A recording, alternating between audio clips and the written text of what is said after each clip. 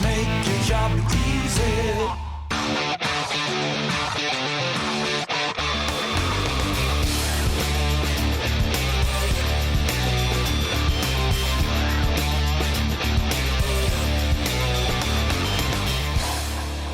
Despite inaccuracy in front of the big sticks from the Eagles on Thursday night football, the boys put in a dominant performance against the Bombers sans quarter time, running away comfortable 35-point winners on the evening and elevating themselves into a top 4 position. Welcome to this week's episode of Eagle Review. Once again, sponsored by Kennards Hire. Massive range of products available for hire, Benny. Huge. Get to a nearby store or online, kennards.com.au. I think fans will be pretty happy there was no Groundhog Day.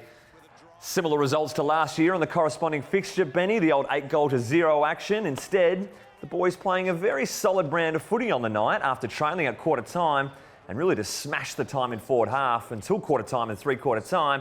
Played some pretty stingy defence along the way. Yeah, absolutely, and no doubt they wanted to turn things around after the game in Sydney, which didn't go the way they wanted to. Team defence worked really well all night. They defended well, allowed them to lock that ball into the forward half, and a collective effort got it done. And yeah, they probably didn't kick as straight as they would have liked, as you said, but they had 64 inside 50s, Ooh! 22 marks inside 50, and if they play like that, they're going to win hopefully more games than they lose. Yeah, so the defensive structure, obviously you could see West Coast wanted to clog that corridor up from the Bombers, not giving them that run from half-back. Long down the line, obviously going to be an issue for them. No Stringer, no Danaher. You had Schofield have Buddy Franklin last week and then a 34-gamer in Laverde, just 5 goals from 4 games. You could tell long down the line wasn't going to play into the Bombers' hands. Yeah, they did a good job. As we said, they defended so well and they did a good job shutting down their game breakers. That Tip and Woody only had 6 touches. 4 of those were in the first quarter, so Jackson Nelson did a very, very good job on him. Hutchie took Sard out of the game. He had 12 touches. Those guys, McKenna as well. Our percentage, a bit malnourished at the minute. Thought it was going to take a massive spike, but the Bombers kicking 4 late in the final quarter. Bit of a halt to that. Hard to give the 3-2-1 in this game, I reckon, Benny. Is it Sheeder with his 36 touches? Very good. 81%. 2 goals too. Yo, 12 tackles, 630 metres gained. That's a ton. Awesome. Shepherd was just intercepting everything. Yep. He went at 95% with his 19 touches. Thought Hickey was really solid in the ruck. Ryan and Cripps up forward were dangerous. In fact, the forwards, I mean, when you get 64 inside 50s, you're going to get a bit of a look. But these guys were good. I think Ryan was really dangerous. Cripps was really dangerous. Petrocelli was good. We'll talk on Cameron shortly, but Gaff had over 30 again. Jeddah's ball use was good as well. He was smooth, yeah. I liked it. Redden 200 games, and we must acknowledge that. It's a great effort and played some fantastic football for the West Coast Eagles over the last, let's say, year as well. Getting better and better, Ben. Better and better with every football season. And channeling a bit of Dustin Martin here in his 200th game, if you don't mind. But what about Jarrod Cameron? Made his debut and made his presence felt. Heartwarming stuff. Couple of goals, 7 tackles, that rugby background. You can see the defensive pressure that he displayed at Waffle. Played a couple of good ones, didn't he? Oh, beautiful. He just provides such great throttling defence in that forward half. His first touch, we almost dropped them up, but he held on to it, and then a beautiful kick-in board hit Dom and set them up for a forward 4-8. It's always good when you can start well. JK Crook on the night, they said caught something from his kids. 1 goal 5 to half time, but just came out after that main break and just went bang, bang. Steadied the ship a bit. In doubt morning of, but came good. At one point, we had 15 inside 50 targets, and he had 8 marks from those 15 inside 50 targets.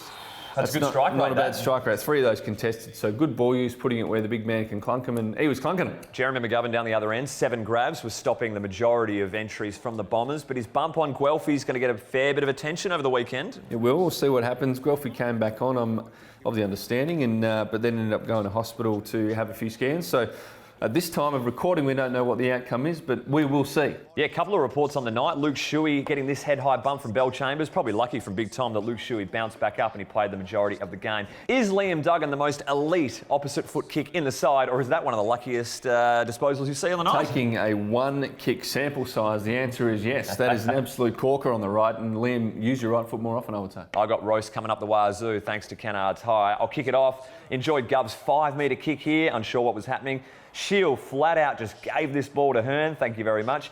Kennedy disposes of Hurley at the top of the screen. Bit of pre-body contact for the mark. Channel 7 say, let's have a look at that. Oh no, the live box, Benny. You know what I think of the live box? That's done themselves in, can't see anything on the replay. Hey, don't worry, saw Josh Kennedy just trot back to his mark though on the little right-hand corner.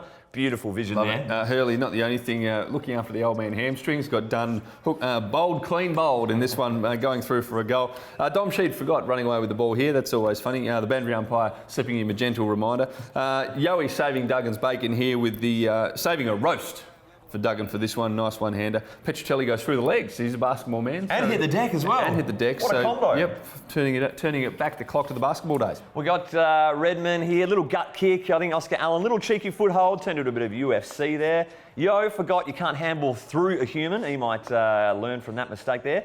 Gov taking over the roast. This is him at half-time towards the forwards. Yeah, felt like we were in control, kept it in our half. We couldn't kick a goal, so I'll have a few words with the forwards. Well, thank you, Gov. We're looking forward to you co-hosting from moving forward. Darling robbing Yowie of a goal here. The token apology, the classic forward stuff. Oh, I didn't know where it was. Mate, when the team's kicked 10 and you haven't got one yet, there's no way that's an accident. Need a bite of that cherry. Clever tap here from Hickey.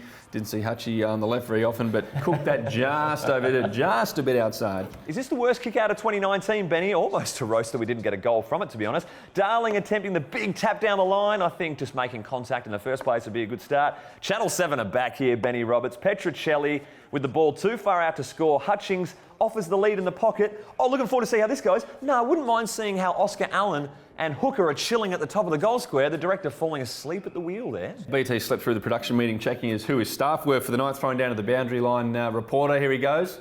They'll say that it's probably not serious. Let's get down to Xavier Clark. Yeah, get it, thanks, BT. Joined by Xavier Dan Ellis, sorry. Richardson. Dan, just a Mac Welfie update, please. I love how he corrected himself mid-question. Over the top of Xavier Clark answering the questions there. Then he threw down to talking about our ruckman who's making a comeback on the weekend. With regard to the return of Nick Nack and where that leaves him. Oh, knick-knack, paddywhack. Paddywhack, have give the dog a bone. And here he goes talking to our chairman, Russell Gibbs, about our new facility. Hey, have I heard about a new facility that you guys are considering developing somewhere closer to this ground here? We've just opened our new facility, which is about a Shannon Hearn torpedo punnet way. It's a fantastic facility in the old Lathdang Park. Only been here a couple of weeks, but looking forward to the new one coming out whenever that is. Yeah, that's a pearler. 2021, here we come. But the winner, it's probably going to Baz. Geez, he had this one in the chamber for a while, didn't he? His tricep. For the second time this week, Fantasia feeling the pinch. Duck. Again. Oscar, Sean. Just stay there, boys. Thank you. Didn't his commentators give him a few token laughs there, Benny? Yeah, they hesitated slightly, it must be said. Not his best work.